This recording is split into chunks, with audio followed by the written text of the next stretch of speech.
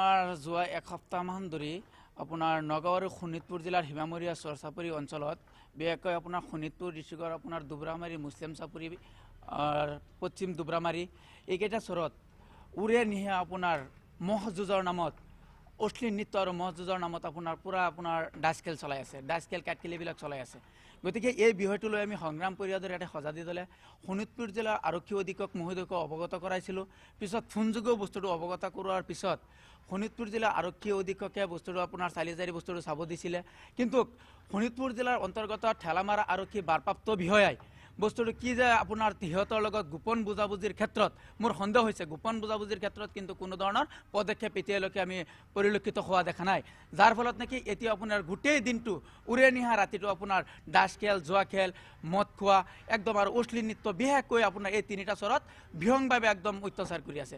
গতিকে তাৰ পৰা সকলো ৰাইজে আমাক বস্তুটো অৱগত কৰাইছে।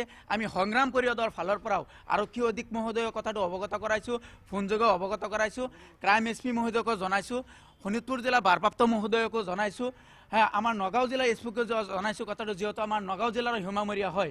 গতিকে আমি সংগ্ৰাম পৰিষদৰ ফালৰ পৰা অসমৰ মাননীয় মুখ্যমন্ত্ৰী হিমন্ত বিশ্ব শৰ্মা ডাঙৰীয়া, আৰক্ষী সঞ্চালক প্ৰধান হৰমিত সিং ডাঙৰীয়াকো বস্তুটো হস্তক্ষেপ বিচাৰিছোঁ, যাতে অতি সোনকালে এই আপোনাৰ যিকেইটা জোৱা খেল, আপোনাৰ নৃত্য, অশ্লীল নৃত্য, মহৰ যুঁজৰ নামত উদ্ভণ্ডালি চলি আছে, অতি শীঘ্ৰেই বন্ধ কৰিবলৈ আমি সংগ্ৰাম পৰিষদৰ ফালৰ পৰা দাবী উত্থাপন কৰিছোঁ। অন্যথা আমি সংগ্ৰাম পৰিষদে ৰাইজৰ সহযোগত আমি থানাও গৰাকলৈ প্ৰস্তুত আছোঁ।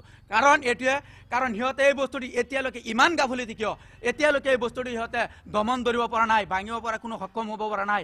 গতিকে আমাৰ সন্দেহ হয় নিশ্চয় শোণিতপুৰ জিলা প্ৰশাসন এই আপোনাৰ ডাইচ খেল জুৱাৰীসকলৰ বিৰুদ্ধে গোপন বুজাবুজি আছে, যাৰ ক্ষেত্ৰত নেকি সিহঁতে বিফলতা হৈছে। এটা কথা চিন্তা কৰক, বৰ্তমান আপোনাৰ অসম চৰকাৰে পঞ্চায়ত নিৰ্বাচন আহি আছে, যাৰ ক্ষেত্ৰত নেকি আপোনাৰ সৰু সৰু ছাত্ৰ ছাত্ৰীৰ বৰ্তমান হায়াৰ ছেকেণ্ডেৰী মেট্ৰিক পৰীক্ষাৰ ফলত আপোনাৰ ইলেকশ্যন পিছুৱাই দিছে।